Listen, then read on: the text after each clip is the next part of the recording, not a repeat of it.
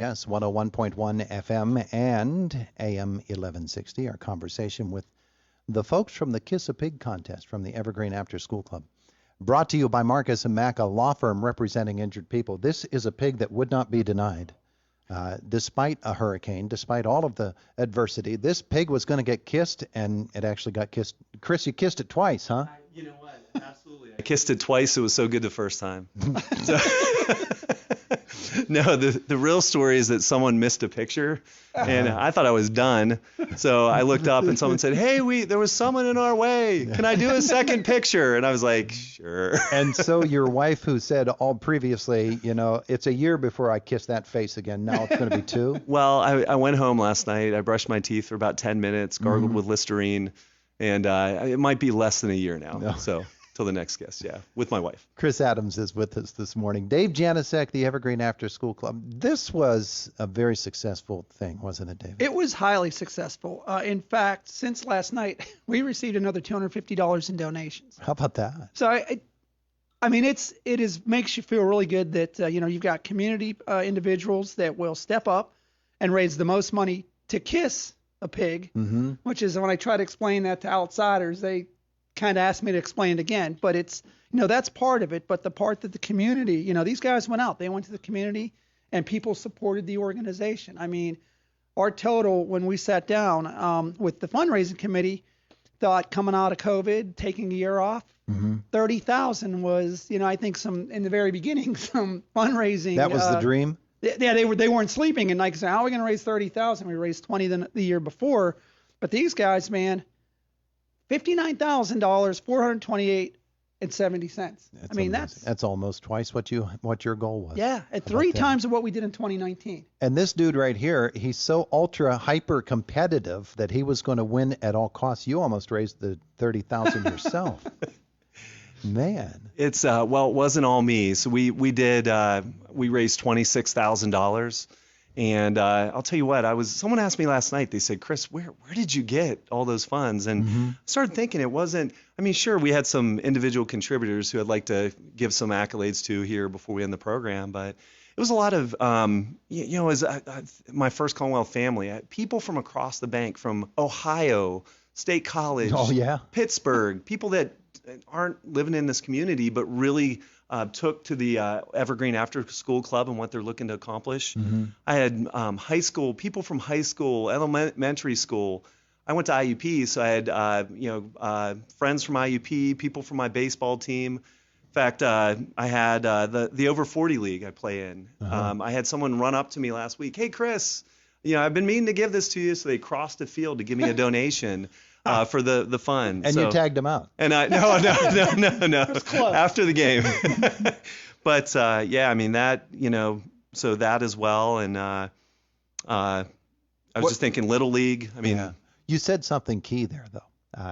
It wasn't that they were giving to Chris Adams. They were giving to the Evergreen After School Club. They really embraced the whole concept of the After School Club. That's it. That's what I think a couple weeks ago when we were on, I really spoke about when I got into this. Like I said, I remember Dave Reed doing it, and I donated, and I thought, back when I did it, I donated because I wanted Dave to kiss a pig. But then this year when I really got into the organization and looked at what they did and how they benefited the kids in and around this area, Indiana County, that's what really sucked me in, because my wife and I, we have 6 kids of our own. And, so I get how important it is, our youth today, it's so important to invest in them. That's our future. And I know this Evergreen is doing just that. So for me, that's kind of what tugged at my heart. And that became kind of my passion as I kind of went around to people, in and around the area. Sure. Absolutely. David, the mission that he talks about is an ongoing one. And because of all of the people responding to this Kiss a Pig contest, you're going to be able to do some things that probably you would not have been able to do. Absolutely. With any organization, as I mentioned, we're primarily funded through the Department of Education, but there's those other things that we want to do. We do, I think I mentioned this at one of the previous interviews, that we do a thing called Student of the Month. Now, the grant won't pay for Student of the Month T-shirts. We give each kid that gets a Student of the Month, so we go into our unrestricted.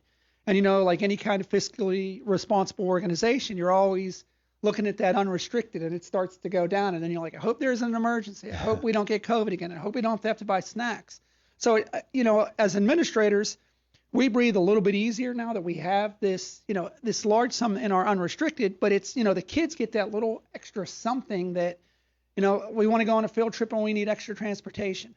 We can go to this unrestricted and not have to, look somewhere else for it. So it really, really adds those little extra things that just kids growing up don't always get. They're coming to our clubs. We're teaching supplemental to what they're learning in school, but there's those little extra. We want to keep it fun. And it costs money to keep it fun.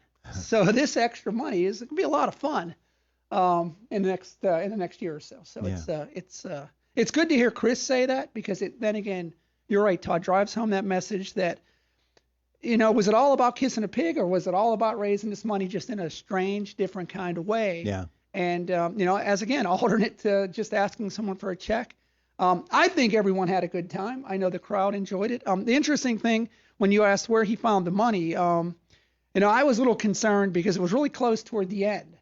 And then I went and Chris said I have a pickup at 2:45 on Tuesday when we were originally going to do this before Ida hit. And I went in and Chris said, I have $13,000 for you. And I said, you mean 1,300, don't you? He goes, no, 13,000. I said, let's count this. So being the banker he was, you should have seen he had his little, he was a teller all again. And, his abacus? Yeah, oh yeah, he was just, he was going at it. And it was interesting. I think maybe First Commonwealth ought to be checking their vaults today. Because I don't know where, it was just, but it was amazing in that last burst of just, I don't know if he was holding money. I don't know if he was making money. I don't know. Come clean, Chris. If there were drawers that would show up short at the end of the month. But it was amazing. So Dave, what you saw was the Facebook donations, and we raised almost 7,000 through Facebook. The donations I had were a lot of checks, a lot of cash that people would give in. And Dave was, that's what Dave was saying. I knew every single person that gave it. I kept a ledger, and because I do want to reach out to them and thank them, for contributing those funds. But I think it was actually 16. So he said, "What do you have, 16?" And I said, 1,600. And I said, "No, it's 16,000." Yeah. It's yeah. just amazing. And David, of course, with Chris and what he was able to do, the others who helped to raise funds. They worked just as hard, and they were really, really beneficial to the whole effort. They did. Second place, which I think has to take Chris's place if he meets with some untimely incident. Jimmy Rickard. Him and Jimmy were literally, it was, what is that, like nip and tuck. It was, and then Kay Smith came out of nowhere. She had moved up. We had Sheriff Fyock, Lou Sacco, Drew Kimmel. I want to make sure Wayne Obitz. Who else did we have? Oh, good Lord. I want to make sure. Diana Dickey from S&T. They all kind of got together, and they did raise it. So Chris kind of led the way, but kept a nice competitive, sense to it. And these guys were really. I couldn't go to events that all three were at because they were like telling teacher that. Yeah.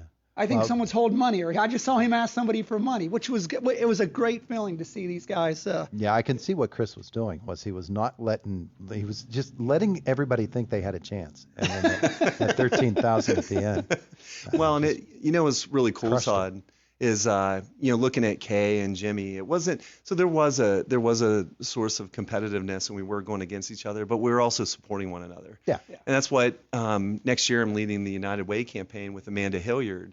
And that's what, actually after 2 weeks ago when we met in the hallway out there, Jimmy and Kay were saying, hey, we'd love to work with you, Chris, next year with United Way. I have some ideas. And there's some really talented people in this town. And I'm so thankful to have met Jimmy and Kay through this. Yeah. And, just really the support of the community was nothing less than fantastic. I had like a Juan Diaz that owns Italian Village Pizza. We concocted a strategy for me to deliver pizza last Saturday. Yeah, you said you were going to do that. I did it for a day, and it was amazing. Anyone that I wanted, if you look down Main Street, I could look and say, hey, most of these people on Main Street contributed to the fund. The Deli, 700 Club, Now, you said you had some personal things. I don't want to end the segment before. Oh, yeah. If I could do that, I'd love to. Looking at, so McNaughton Brothers was a huge, they did a great job. Elizabeth Hutton was an amazing supporter. Diamond Drugs, Kowalczyks, Frick Insurance, Todd Good Insurance, Drew Piccolo, who's from the town, owns Yamaha over in Evansburg. CJ Spatafora with Colonial Motor Mart, right on the front.